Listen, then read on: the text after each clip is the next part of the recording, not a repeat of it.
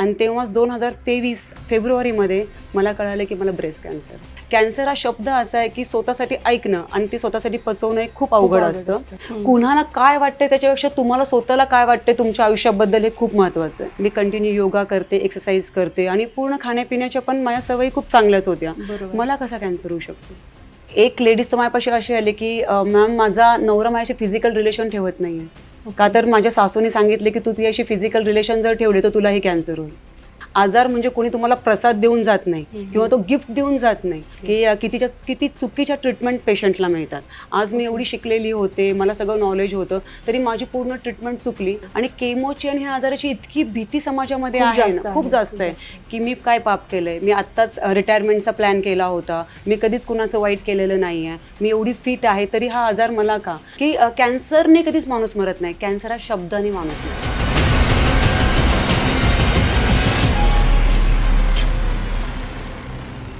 नमस्ते, मी Priyanka Sarwar. New इरा publishing हाऊसच्या YouTube चॅनलमध्ये मी आपलं स्वागत करत आहे. आपण नेहमीच न्यू इराच्या चॅनलमध्ये वेगवेगळ्या लेखकांशी संवाद करत असतो. तर आज आपण लेखक संवाद दुसरा हा करणार आहोत आणि आपल्यासोबत आहे ब्युटी ऑफ लाईफ या पुस्तकाच्या लेखिका आशा नेगी मॅडम. हे पुस्तक आहे beauty of life, the diary of a cancer survivor. तर आपण जेव्हा कॅन्सर हा शब्द ऐकतो, खरं तर त्यावेळेस माझाही अंगावरती काटा आला होता की नक्की मॅडमने हे स्वतः लिहिलं आहे की कसं. पण जेव्हा मॅडम माझ्याशी बोलायला लागला तेव्हा त्या सांगायला लागल्या की मी एक स्वतःच कॅन्सर सर्वायव्हर आहे. तर माझ्यासाठी ही इतकी मोठी गोष्ट होती आणि म्हणजे मला ते सुरुवातीला विश्वास बसला नाही की स्वतः मॅडम ह्या सगळ्या आजारातून गेल्या आहे आणि त्यांनी त्याच्यावरती लिहिलंय आणि ते आपल्याकडे मांडताय. जो मोटिव्ह घेऊन हे पुस्तक लिहिलंय तर ती फार आमच्या सगळ्यांसाठी खूप अभिमानाची गोष्ट आहे. त्यासाठी मी सगळ्यात आधी तुमचं फार कौतुक करते तर आणि तुमचं इथे स्वागतही करते. Thank you ma'am. तुमच्याबद्दल थोडं सांगा की तुमचा पुस्तकाच्या आधीचा प्रवास कसा होता? ॲक्च्युली मी प्रॉपर नॉर्थची आहे, नॉर्थ इंडियन आहे. मी 1 वर्षाची होते तेव्हा मी पुण्यात शिफ्ट झाले आणि मी गमतीने असे म्हणते की मी जन्माने जरी तिथली असेल तर मी कर्माने महाराष्ट्रीयन आहे. म्हणजे माझं जे शिक्षण झालं, मी महानगरपालिकेच्या शाळेत जन्मभूमी ती ही कर्मभूमी. कर्मभूमी आहे. आणि मी माझं सगळं शिक्षण हे नगरपालिकेच्या शाळेत झालं, मराठी मीडियममध्ये.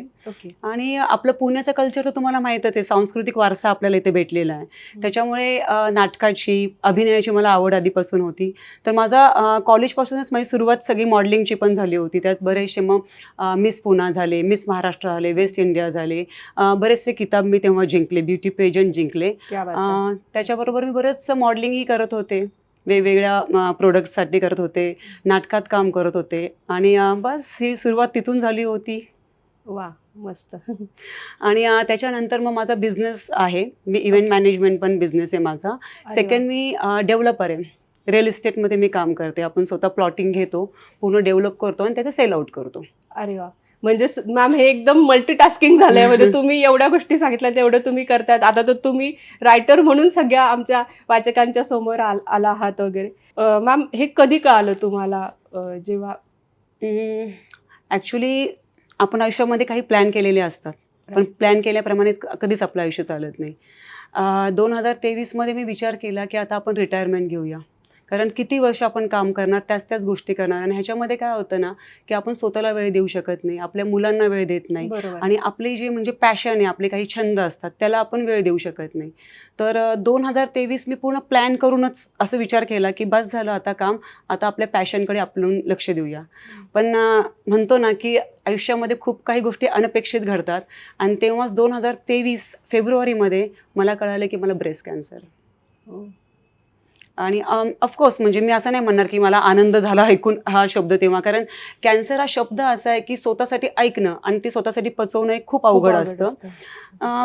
मी पण थोडंसं ब्लँक झाले त्या पिरियडमध्ये. मी पण टेन्शनमध्ये आले की अरे बापरे, माझ्यासारख्या फिट पर्सनला की जे मी कंटिन्यू योगा करते, एक्सरसाइज करते आणि पूर्ण खाण्यापिण्याच्या पण माझ्या सवयी खूप चांगल्याच होत्या, मला कसा कॅन्सर होऊ शकतो?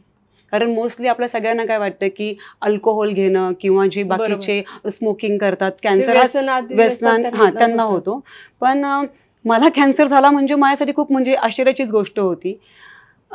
पण मी खूप लवकर ना ते स्वीकारलं, काय होतं की एखादी गोष्ट चला आपल्या आयुष्यात आलेली आहे तर आपण त्यात खूप विचार न करता ती स्वीकारणं पण खूप गरजेचं असतं.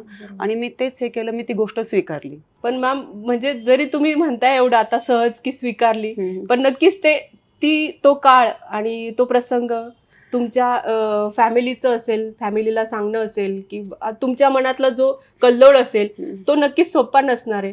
तर मग तिथून माझ्या मनात पण खूप प्रश्न आले आणि मी एकच स्वतःला विचारलं की आतापर्यंत आपल्याला आयुष्यात मिळालेला सक्सेस आहे किंवा जो काही मिळालेला फेम आहे तो आपण खूप ग्रेसफुली हँडल करतो किंवा आपण म्हणतो की नाही मी हे तर डिझर्व करतच होते. तर मला वाटतं की असे काही जेव्हा आजार तुमच्या आयुष्यात येतात ना ते पण तुम्ही डिझर्व करता. कारण आपल्या शरीराला ग्रँटेड घेणं ह्या गोष्टी आपणच केलेल्या असतात. आजार म्हणजे कोणी तुम्हाला प्रसाद देऊन जात नाही किंवा तो गिफ्ट देऊन जात नाही. तुम्ही ज्या शरीराबरोबर तुम्ही जे काही शरीराला त्रास दिलेले असतात, ग्रँटेड घेतलेलं असतं, त्याचं स्वरूप म्हणजे हे आजार आहेत. आणि जर आपण ते स्वीकारले नाही तर आपण म्हणजे काय फायदा आहे त्याचा. जर ग्रेसफुली आपण बाकीचा सक्सेस जर आपण स्वीकारतो तर मला वाटतं आजार झालं, फेलियर झाले, आपण ते स्वीकारले पाहिजे. म्हणजे जर आपण एक नेहमी उदाहरण देतो की कोणतं युद्ध असेल तर आपण युद्ध हे मनात जिंकलेलं असतं. फिजिकल तर आपण तिथे जाऊन 20% फक्त आपण काम करतो. तर मी माझ्या मनाला एकच सांगितलं की मला काही झालेलं नाही आहे आणि मला काही होणारही नाही आहे आणि हा पूर्ण प्रवास आपण एन्जॉय करायचा.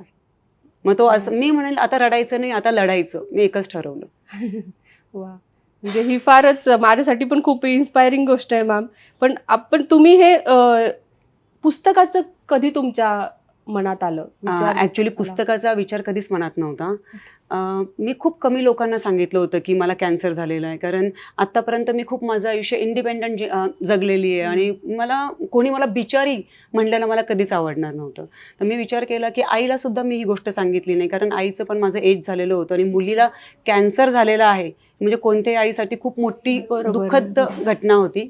पण मॅम तुमच्या फॅमिलीमध्ये बहुतेक तुमचे हस्बंड आहात, मुली आहेत, मग त्यांना तर तुम्ही सांगितलंच असणार आहे म्हणजे. नाही, मी माझ्या मिस्टरांना पण सांगितलं नाही, कारण माझे मिस्टर बँगलोरला होते. मग तुम्ही घरी कोणालाच सांगितलं नाही? तुम्ही आईला पण नाही सांगितलंय, तुम्ही तुमच्या हस्बंड मिस्टरांना पण कोणालाच बोलले नाही, कारण 2023 फेब्रुवारीमध्ये माझे मिस्टर बँगलोरला होते आणि माझे मिस्टर खूप इमोशनल आहेत. मी त्यांना जेव्हा ह्या सगळ्या घटना घडत होत्या तेव्हा माझे काही टेस्ट असतात, म्हणजे बायोप्सी वगैरे असते, मेमोग्राफी असते. तर मी विचार केला की पहिला एकदा आपल्याला कळून द्या की नक्की काय आहे आणि त्याच्यानंतर आपण फॅमिलीला सांगू. आणि जेव्हा मला कळालं की कॅन्सर आहे आपल्याला, मी माझ्या हस्बंडला फोन केला. पण तो एवढा खुश होता की मी बोलण्याआधीच तो बोलायला लागला की अशा आता 1 ते 1.5 महिन्यामध्ये आपलं प्रोजेक्ट संपत आलेलं आहे, मी आता लवकर घरी येतोय. आणि मग मला खरंच असं बरं वाटलं नाही की आता त्याला हे सगळं सांगून पण त्याचाही तो मूड गेला असता, तोही तिथे थांबला नसता आणि तो इथे आला असता. आणि तेव्हा ठरवलं की ठीक आहे, ज्या काही गोष्टी आहेत आपण त्यांना सामोरे जाऊया. आणि माझी खूप जवळची योगिता शहाणी माझी मैत्रीण आहे, सचिन माझा फ्रेंड आहे, मी जवळच्या ह्या दोघा तिघांना सांगून डिस्कस केलं आणि आम्ही तिथून ट्रीटमेंट सुरू केली ती. ओके मॅम, तुम्ही हे बस सांगत होतात की म्हणजे पुस्तकाचं तुमच्या डोक्यात होतं, पण मग कशी सुरुवात झाली? मला काय होतं की जेव्हा कॅन्सर हा आपल्याला जेव्हा होतो, बरेचसे कॉमन प्रश्न मनामध्ये येतात. म्हणजे मी काय पाप केलंय? आपल्याला वाटेल की हा म्हणजे एवढे आपण शिकलेलो आहोत आणि हा प्रश्न कसा, पण हे खूप कॉमन प्रश्न आहेत की मी काय पाप केलंय? मी आत्ताच रिटायरमेंटचा प्लॅन केला होता, मी कधीच कुणाचं वाईट केलेलं नाही आहे, मी एवढी फिट आहे तरी हा आजार मला का? तर मी माझ्या प्रश्नांची उत्तरं मी शोधत गेले आणि कुठेतरी व्यक्त व्हायचं होतं म्हणून मी मनात जे काही भावना येतात, मग तो राग असेल, कधी म्हणजे जे काही आहे मी सगळं लिहित गेले डायरीमध्ये. आणि ते डायरी रूपातलंच आज पुस्तकात आलेलं आहे. हो, म्हणजे मला माहिती आहे मॅम, मी हे पूर्णच पुस्तक मी वाचलंय स्वतः. तर मॅडमचा जो पूर्ण काळ होता मॅम, बहुतेक 8 महिन्याचा नंतर तर ते सगळंच जसं मॅडमने डायरीमध्ये लिहिलंय की मी आज हे केलं, मी आज उठले, मी त्यांचा दिनक्रम असेल, त्यांनी त्यांच्या मुलींसाठी काय केलं, त्यांची ट्रीटमेंटची प्रोसेस कशी होती, हॉस्पिटलमध्ये गेल्यानंतर त्यांना कोणत्या गोष्टी फेस करायला लावल्या, म्हणजे प्रत्येक दिवसाचा हा दिनक्रम आहे. तर मॅम ही कन्सेप्ट सुद्धा फार वेगळी होती. म्हणजे जेव्हा मी सुद्धा वाचायला घेतलं तेव्हा पण वाटत होतं की मी त्यावेळेस गेली, म्हणजे त्या काळामध्ये किंवा त्या दिवसामध्ये गेली मी. तुम्ही त्यावेळेस काय करत होता आणि तुम्ही प्रत्येक वेळी जे काही गोष्टींमध्ये जो मोटिवेशन असेल, छोट्या छोट्या गोष्टींमध्ये जो पॉझिटिव्हनेस होता तो मला दिसत होता.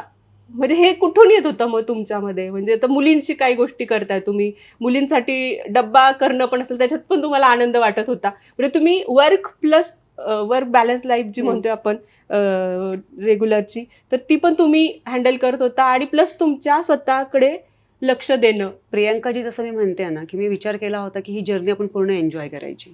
मग ते काही असेल, प्रॉब्लेम जेव्हा तुमच्या आयुष्यात येतात ते सोल्युशन घेऊन येतात. असं कोणतीच अडचण नाही आहे की त्याचं सॉल्व्ह होत नाहीत त्या. आणि शेवटी मी एकच विचार केला की प्रॉब्लेम इज प्रोग्रेस. आणि त्याच हिशोबाने मी पूर्ण हे काम करत गेले. इव्हन माझी मैत्रीण आहे संजना मगर, ती लेखिका सुद्धा आहे. तर मी जेव्हा हा पूर्ण प्रवास दिला तर मी तिला हा पूर्ण शेअर केला तिच्याबरोबर, तिला मी पाठवला. आणि तिने जेव्हा हे पूर्ण वाचलं, म्हणजे पूर्ण डायरी वाचली, त्याच्यानंतर ती म्हणली की अशा ह्याच्यावर खूप छान होऊ शकतं पुस्तक. आणि त्याच्यानंतर मग तिच्या मदतीने आम्ही बरेचसे त्यात चेंजेस केले. आणि मग नंतर आम्ही ते पुस्तक रूपात आणायचं ठरवलं तेव्हा. बरोबर. म्हणजे जे शब्दांकन केलंय संजना संजना, मगर मॅडम, तर त्यांनी फार छान म्हणजे काम केलंय याच्यावरती, फारच सुंदर केलंय. तुमचा उद्देश काय होता की नाही आता आपण हे पुस्तक लिहायचंय, वाचकांपर्यंत ते आणायचंय? कारण की तुम्हालाही माहितीये, तुम्ही बघितलं तुमच्या हॉस्पिटलमध्ये असतील, अजून आपल्या पूर्ण आपण महाराष्ट्रात बघतोय, पुण्यात बघतोय, प्रत्येक ठिकाणी खूप पेशंट आहे. प्रत्येक हॉस्पिटलमध्ये सगळ्यांना फायनान्शियली प्लस मेंटली सगळ्यांना जमत नाही. मग तुम्ही हे पुस्तक नेमकं कोणत्या उद्देशाने लिहिलं, सगळ्यांना आपल्या वाचकांना ते कळावं? ऍक्च्युली कॅन्सर म्हणले की लोक म्हणतात हा माणूस कॅन्सर झाला. प्लस कॅन्सरच्या ट्रीटमेंटची समाजामध्ये एवढी भीती आहे की बस आता ह्यांचे केस जाणार, ह्या टकल्या होणार, ह्यांचं सौंदर्य जाणार. म्हणजे महिलांमध्ये तर मोस्टली आपण तेच विचार करतो. आणि केमोची आणि ह्या आजाराची इतकी भीती समाजामध्ये आहे ना, खूप जास्त आहे की कॅन्सरने कधीच माणूस मरत नाही, कॅन्सर हा शब्दाने माणूस मरतो. कारण असा कोणताच असा आजार नाही की त्याचा इलाज नाही आहे. पण लोकांचं इतकी भीती असते की आपल्याला कॅन्सर झाला म्हणजे आपण रेडिएशन घेणार आहे, आपल्याला ब्रेस्ट कॅन्सर झालं की आपल्याला ब्रेस्ट काढावी लागणार आहे. तर लोक त्या भीतीमध्ये ना त्यांचं एवढं मॉरल डाऊन होतं आणि स्वतःच ते स्वतःला मारण्याची प्रक्रिया त्यांची सुरू होते. आणि बरेचसे काय होतं ना, आता मी डॉक्टरांचा बराच एक्सपिरियन्स घेतला याच्यामध्ये की किती चुकीच्या ट्रीटमेंट पेशंटला मिळतात. आज मी एवढी शिकलेली होते, मला सगळं नॉलेज होतं, तरी माझी पूर्ण ट्रीटमेंट चुकली. आता प्रेक्षक सगळे ते पुस्तकात वाचतीलच म्हणून मी त्याच्याबद्दल डिटेल बोलत नाही. पण त्याच्यानंतर मग मला अशाही काही डॉक्टर भेटल्या, रेश्मा पुराणिक, की आपण म्हणतो ना की नेहमी की डॉक्टर हा देव आहे. तर देव हा का म्हणला जातो, तर ते रेश्मा पुराणिक माझ्या डॉक्टर आहेत की त्यांच्यामुळे मी वाचले पूर्ण ह्या जर्नीमध्ये. माझा कॅन्सर हा ॲग्रेसिव्ह कॅन्सर होता, म्हणजे फास्ट ग्रोथ होणारा कॅन्सर होता आणि खूप फास्ट वाढणारा होता. तर आणि माझ्या हार्टमध्ये पण 2 लम्स होते. माझ्या सर्जरी जरी झाली होती तरी माझ्या लम्स ज्या 2 होत्या त्या हार्टमधल्या काढता येत नव्हत्या. तर त्याला माझ्या डॉक्टरांनी पूर्ण टार्गेट थेरपी असते आणि केमोनी आम्ही टार्गेट करून आम्ही पूर्ण त्याचा इलाज केला. आणि त्या ह्याच्यामध्ये मला कळालं की इथे ना अवेअरनेस नाही आहे. आणि आपण कोणताही आजार असेल किंवा काही सुद्धा आयुष्यात आलेले प्रॉब्लेम असतील, आपण फक्त काय करतो ना, फिजिकली विचार करतो. डोकं दुखतंय आपण एक गोळी घेतो, पोट दुखतंय आपण टॅबलेट घेतो, पण आपण मेंटल हेल्थचा कधीच विचार करत नाही. तर मला वाटतं की डॉक्टरांच्या इथे बरोबर मेंटल म्हणजे त्यांचं पण एक काउन्सिलिंगचं पण एक कॉर्नर पाहिजे की जिथे आपण मनात येणारे विचार आहेत कुठेतरी बोललं पाहिजे, व्यक्त झालं पाहिजे. आणि मग मी तेव्हा विचार केला की आपण काम सुरू करायचं कॅन्सर पेशंटसाठी. म्हणजे तुम्ही पण ते अनुभव बघितले असतील? मी बघितले. बऱ्याचदा पेशंट फार खचून जातात. म्हणजे तुम्हाला असंही एक्सपिरियन्स आला असेल की तुमच्यापेक्षा पण त्यांची म्हणजे स्टेबिलिटी किंवा जी आजाराची हे असेल इंटेन्सिटी ती कमी आहे, पण ते खूप जास्त मॉरली डाऊन झालेले असतात. मी म्हणलं ना तुम्हाला, कॅन्सर तुम्हाला मारत नाही, तुम्ही स्वतःला मारता. कॅन्सर हा शब्द तुम्हाला मारतो. तर तुमचं कसं आहे ना, कोणत्याही गोष्टीकडे पाहण्याचा दृष्टिकोन आपला खूप महत्त्वाचा आहे. आणि मला असं वाटतं की पॉझिटिव्ह वेनी जर तुम्ही ते फेस केलं की ते खूप इझी आहेत एक्सेप्ट केलं तर. आणि मॅम आता मला असं विचारायचं आहे की तुम्ही स्वतः एक महिला आहात, तुम्हाला 2 छानच क्यूट मुली आहे एकदम, मी बघितलंय. म्हणजे नुकताच मॅडमच्या पुस्तकाचा प्रकाशन सोहळा झाला आहे, त्याचे व्हिडिओज पण आपण लवकरच अपलोड करणार आहोत आपल्या यूट्यूब चॅनलला, तर सगळ्यांनी ते नक्की आवर्जून बघा. मॅम तुमच्या मुलींबद्दल म्हणजे मला ऐकायला आवडेल की त्यांना म्हणजे ही फार टफ गोष्ट आहे किंवा आपल्या आईला असं बघणं, म्हणजे तुमच्या त्रासामध्ये त्या तुम्हाला काय सोबत म्हणण्यापेक्षा तर तुम्हाला रोज बघत होत्या आपल्या आईला हा त्रास होतोय. आणि हे ऍक्च्युली आई आणि मुलीचं नातं एवढं भावनिक असतं ना की ते शब्दात आपल्याला व्यक्त करता येत. बरोबर. अच्छा, असंही काही नव्हतं की मी माझ्या पूर्ण कॅन्सर जर्नीमध्ये मी खूप स्ट्रॉंग होते. कुठेतरी असे क्षण पण आले की जिथे मी वीक पडले, तिथे माझ्या मुलांनी मला सपोर्ट केला. मला एक प्रसंग शेअर करावा असं वाटतो. रेडिएशनच्या वेळेस माझी पूर्ण स्किन निघाली हाताखालची पूर्ण. मला कपडे घालता येत नव्हते. आणि खूप मला केमोमुळे मला खूप त्रास झाला, पहिल्या केमोमुळे, आणि मला खूप लूज मोशन्स झाले. आणि मला इतका कपडे घालता येत नाही, त्यात लूज मोशन्स होत आहेत. आणि तेव्हा मला कळालं की कपडे न घालण्याचं पण दुःख काय असतं किंवा सुख, आपण जे कपडे घालतो त्याचं सुख काय असतं.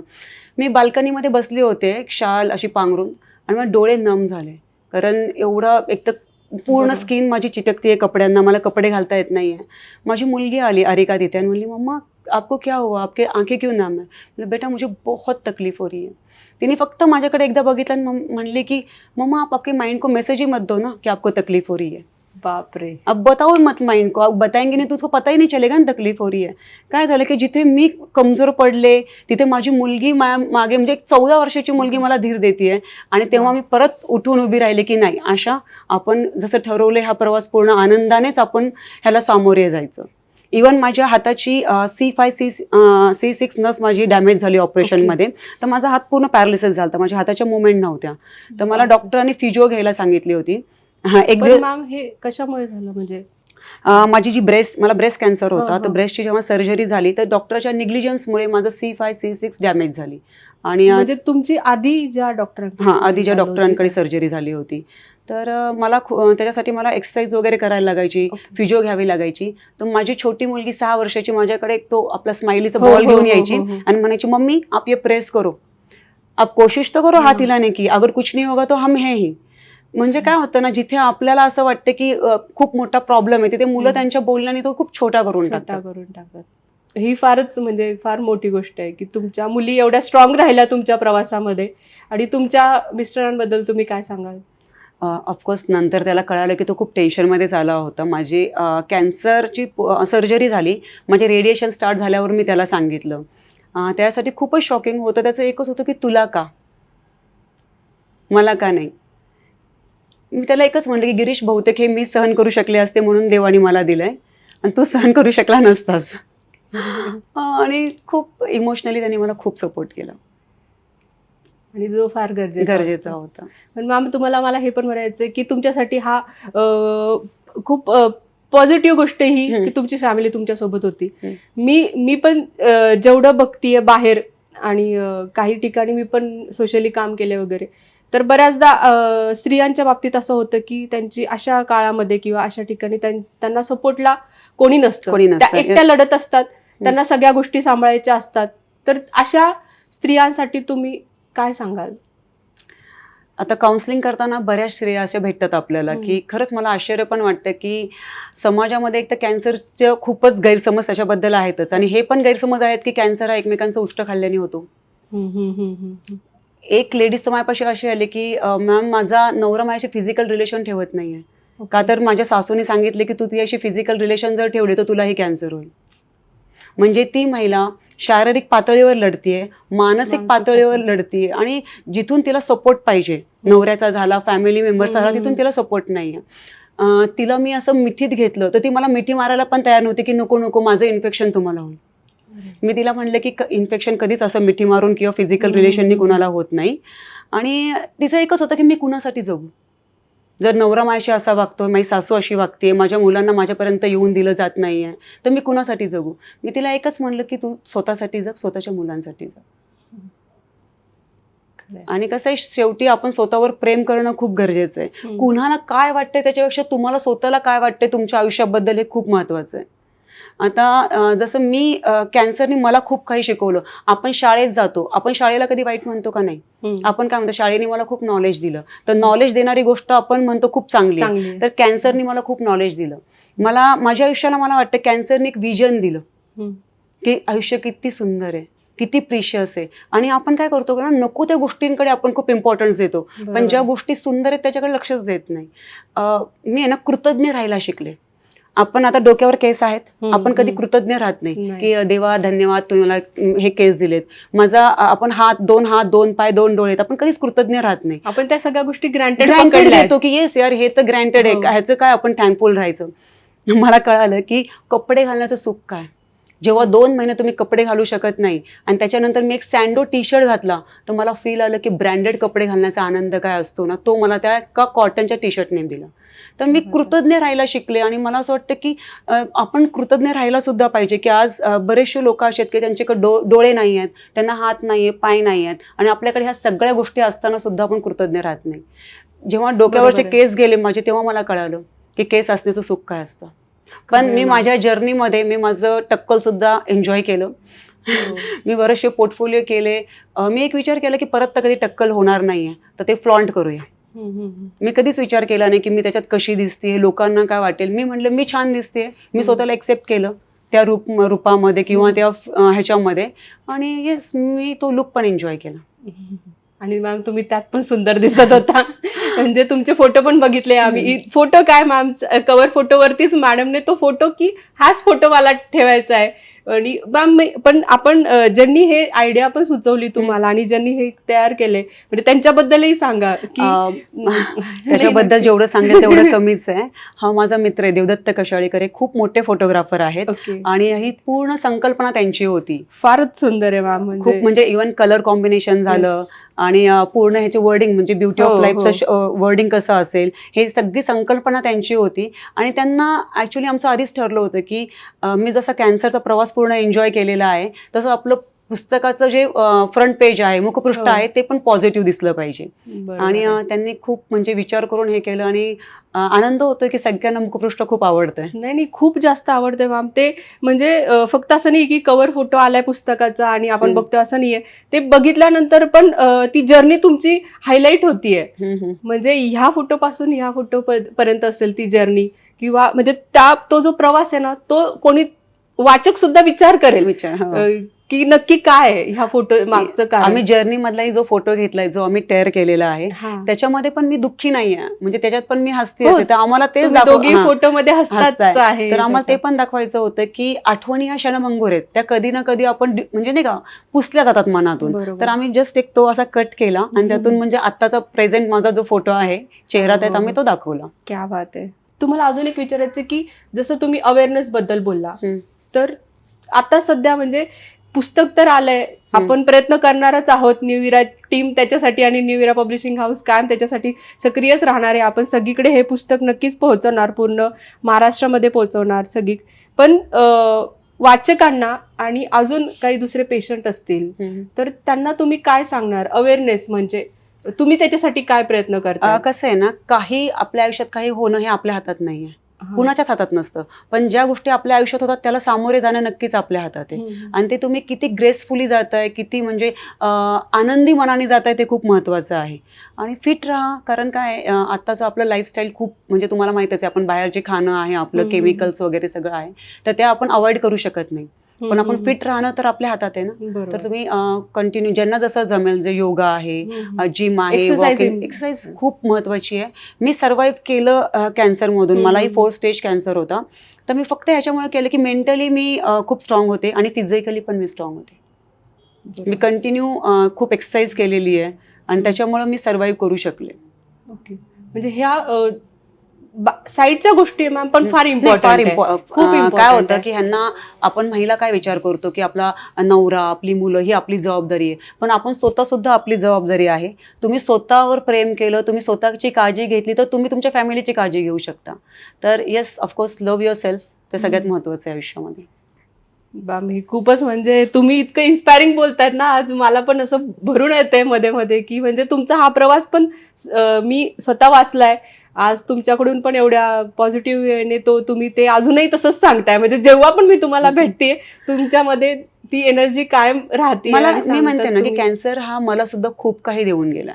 मला एक विजन दिलेलं आहे, मला एक कळालं. म्हणजे ज्या गोष्टी शिकवतात ना त्या खूप छान असतात आणि आपण शिकतच असतो ना आयुष्यभर. बरोबर. आणि आज मला असं वाटतं की जिथे खरंच कमतरता होती, आता कसं होतं की हायर क्लासमध्ये आपण जिथे जातो तिथे अवेअरनेस कॅन्सर बद्दल आहे, पण लोअर मिडल क्लास आहे, रुरल एरिया, तिथे कॅन्सरचा अवेअरनेस नाहीये. मुळात मला तेच विचारायचं होतं तुम्हाला की ग्रामीण भागामध्ये की ग्रामीण भागामध्ये कॅन्सर झाला म्हणजे माणूस संपलाच आहे, आता काही नाही बाबा, तुझं गेलं, तुझं संपलंय आयुष्य. म्हणजे तिथेच ते समोरची व्यक्ती पण त्यांना म्हणजे मानसिक खच्चीकरण एवढं होतं. म्हणजे मी असं ऐकलं की कॅन्सर पेशंट आणि जे डिप्रेशन मध्ये जातात पेशंट, तर त्यांचं पण प्रमाण फार असतं. म्हणजे त्यांना फिजिकली तर ह्या आजारासाठी फिट राहायचं असतं, त्यांना फाईट करायचं असतं, पण ते डिप्रेस पण होतात मेंटली.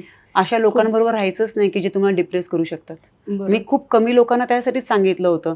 मी पूर्ण माझी जर्नी झाल्यानंतर मी माझा एक व्हिडिओ काढला, म्हणजे केमो पण संपल्या होत्या आणि त्याच दिवशी मी तो सोशल मीडियावरही टाकला आणि मी माझ्या आईला पण सांगितलं की मला असं असं झालं होतं. त्याच्यानंतर मला इतके फोन आले की आशा तुला खरंच झालंय का, काही तू अवेअरनेससाठी काम करतेस? म्हणलं नाही नाही, असं खरंच झालं होतं. तर मला बरेच जण म्हणले की आम्ही तुला भेटायला घरी येतो. आता फ्रेंड्स असतात, सगळ्यांचं काळजी असते. तर मी एक ठरवलं की मला ॲज अ पेशंट म्हणून कोणीच घरी भेटायला येऊ नका, मी तुम्हाला भेटते. आपण कॅफेमध्ये भेटू, तुमच्या ऑफिसमध्ये भेटू, कारण मला तो पेशंटचा फील घ्यायचा नव्हता.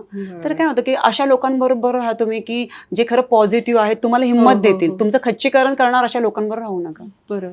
आणि महिलांना मी एकच सांगेल की लाजू नका. ब्रेस्ट कॅन्सर जरी असेल तर बऱ्याच महिला लाजतात की आपण सांगायचं कसं. आपण स्वतः पण एक्झामिन करू शकता की आपल्याला काही लम्स आहेत का नाही. कारण कॅन्सर आता एवढा कॉमन झालेला आहे की 10 मधल्या 8 महिलांना कॅन्सर आहे. तर ठीक आहे, आपण जर ते टाळू शकत नाही, आपण थोडंसं आपण त्याच्याबद्दल जर माहिती घेतली आणि स्वतः आपण चेकअप आपले करत राहिलं तर काहीच अडचण नाही. बरोबर. रुटीन चेकअप खूप महत्त्वाचे असतं. मॅम, न्यू इरा सोबतचा तुमचा अनुभव कसा होता? पुस्तक जरी मी माझी दिनचर्या जरी मी लिहून ठेवली होती, तर ह्या पूर्ण प्रवासामध्ये बरेच जण होते, त्यांच्यामुळेच हे शक्य झालं. तर सगळ्यात पहिले तर संजना होती, संजना मगर. आणि संजनानी मग आम्ही एकत्र येऊन बरेचसे त्याच्यात चेंजेस केले.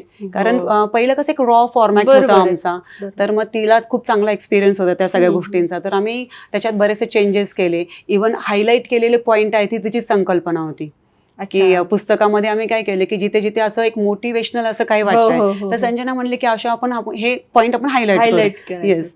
आणि डायरीचं पण जे होतं की ब्युटी ऑफ लाईफ, तर चला आम्ही दोघींनी ठरवलं नाव, पण the diary of a cancer survival हे ते तिन्ही टॅगलाईन जी सुचवली होती. तर त्याच्यानंतर मग आम्ही ठरवलं की आपण एक चांगलं प्रकाशन हाऊस बघूया. आणि ऑफकोर्स मग आम्ही पहिलाच विचार केला होता न्यू इराचा. आणि अमृता मॅडमनी आणि तुम्ही पण एवढं म्हणजे आम्हाला सहकार्य केलं की मी तर नाही म्हणते, आमच्यासाठी रेड कार्पेट तुम्ही टाकलं. आणि एक कसं होतं की मी पेशंट पण मी होते, म्हणजे महिला आहेत, माझी डॉक्टर पण महिला आहेत, जिने मला पूर्ण पुस्तकाच्या प्रवासात मदत केली. ती संजना शब्दांकन करणार, ती एक महिला आहे. तर आम्हाला प्रकाशन हाऊस पण असंच पाहिजे होतं की तिथे एक ती महिला हवी होती. आणि आमचं म्हणतो ना, पूर्ण ते चक्र आमचं इरामध्ये येऊन पूर्ण झालं. आणि खूप छान, म्हणजे पुस्तक हे माझ्यासाठी नवीनच होतं की मला काहीच कल्पनाच नव्हती की काय असतं, प्रकाशन प्रक्रिया काय असते. पण त्यांनी कधीच असं मला जाणवून दिलं नाही की कंटिन्यू फोन माझे व्हायचे, बऱ्याचशा गोष्टी मी विचारायचे, पण न कंटाळताना. म्हणजे तुम्ही सुद्धा झाले, प्रज्ञा मॅडम झाल्या, अमृता मॅडम झाल्या, पूर्ण स्टाफने खूप म्हणजे मदत केली. क्या बात आहे ma'am.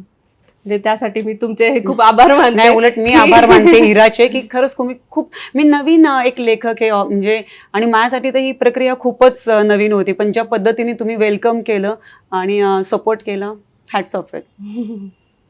Thank you ma'am, thank you so much. आणि तुमचा हा प्रवास आणि हे जे पुस्तक आहे, आपण मुद्दामूनच मॅडमच्या पुस्तकाबद्दल आणि त्याच्यामध्ये काय नक्की तो 8 महिने कंटेंट काय आहे वगैरे त्याबद्दल आपण मुद्दामच त्याबद्दल बोललो नाही. तर आमची सगळ्यांचीच इच्छा आहे की वाचकांनी ते वाचावं. आणि हे पुस्तक असं आहे की तुम्हाला, मी सांगते, तुम्हाला कोणत्याच पानावरती तुम्हाला निगेटिव्ह वाटणार नाही. म्हणजे हे पुस्तकच मुळात तुम्हाला एक एनर्जी देऊन जाईल, पॉझिटिव्हनेस देऊन जाईल. आणि कुठेही असं नाहीये की फक्त हे पुस्तक कॅन्सर पेशंटने वाचा किंवा आपल्यासोबतचे जे कोणी पण असेल, नातेवाईक असतील, मित्रमैत्रिणी असतील, त्यांना कॅन्सर झालाय त्यांनी हे पुस्तक वाचा असं नाहीये. मला वाटतं मॅम हे पुस्तक सगळ्यांनी वाचलं पाहिजे. आणि त्याच्यातली भाषा पण आपण एवढी सोपी आहे, सिंपल की ती म्हणजे शाळेतल्या मुलींनी जरी वाचलं ना तरी त्यांना कळेल की नाही, हे पुस्तक आपण पूर्ण बोलीभाषेतच बोलीभाषेत आहे. त्यामुळे हे सगळ्यांनी वाचलं पाहिजे असं मला नक्कीच वाटतं. तर आणि मला असं वाटतं की आपण आहे ना दुःख कुरवाळत बसतो, पॅम्पर करत बसतो. तर ते दुःख मला वाटतं पॅम्पर करण्याची गोष्ट नाही आहे. आपण जसं सुख आहे ना एन्जॉय करतो ना लाईफमध्ये, तसं आपण दुःख पण एन्जॉय करायला पाहिजे. बरोबर आहे. त्यामुळेच मी वाचकांना नक्कीच सांगेन की हे पुस्तक सगळ्यांनी आवर्जून वाचा.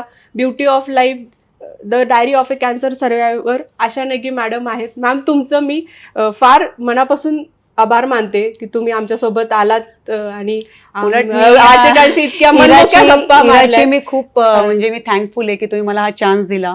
माझं पुस्तक तुम्ही, म्हणजे मला पुस्तक प्रकाशित तुम्ही केलं आणि आज इथेही मला बोलवलं, मला खूप भारी वाटतंय. खूप खूप धन्यवाद. तर वाचकांनी हे पुस्तक नक्कीच वाचा. ज्यांनी हे पुस्तक वाचलं आहे त्यांनी तुमचा काय अभिप्राय आहे तो आम्हाला नक्की कळवा. ज्यांनी नाही वाचलंय त्यांच्यासाठी तुमचा अभिप्राय आम्हाला नक्कीच मोलाचा राहील. तर मॅडमसोबत जी पण चर्चा आपण आज केली आहे, त्यांच्याशी गप्पा मारल्या आहे, ती तुम्हाला कशी वाटली ते पण आम्हाला नक्की सांगा. आमच्या काही चुका झाल्या असतील तर त्याबद्दलही आम्हाला सांगा, जेणेकरून आम्ही पुढील भागामध्ये त्या नक्कीच इम्प्रूव्ह करण्याचा प्रयत्न करू. आणि न्यू इरा पब्लिशिंग हाऊसच्या यूट्यूब चॅनलला लाईक करा, सबस्क्राईब करा आणि आपण नक्कीच पुढील भागामध्ये भेटू लेखक संवाद ह्या कट्ट्यावरती. तोपर्यंत धन्यवाद.